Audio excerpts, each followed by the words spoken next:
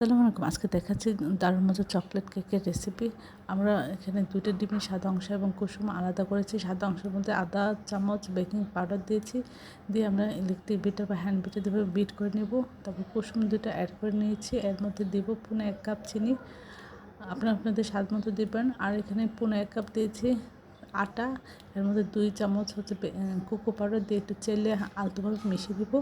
এখানে আধা কাপের মতো রান্নার রেগুলার তেল দিয়ে একটু মিশিয়ে নিয়েছি আলতোভাবে ব্যাটারের সাথে।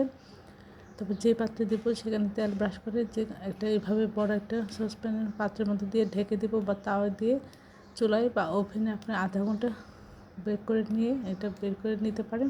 এর দেখতে যতটা সুন্দর খেতে অসাধারণ হয়েছিল।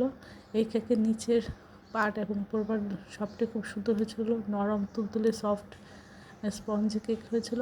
আশা করি আপনারা আপনাদের বাচ্চাদের প্রয়োজনে আপনারা এভাবে মজার এই কেকটা তৈরি করে দেবেন, তাহলে বাচ্চারা খুব মজা করে খাবে। সবাই আমার চ্যানেলটি লাইক করবেন, শেয়ার দেবেন, সাবস্ক্রাইব করবেন, প্রিয়জনকে বেশি বেশি করে শেয়ার দেবেন। আমার চ্যানেলে সব রকম রান্নার রেসিপি রয়েছে, আশা করি দেখবেন।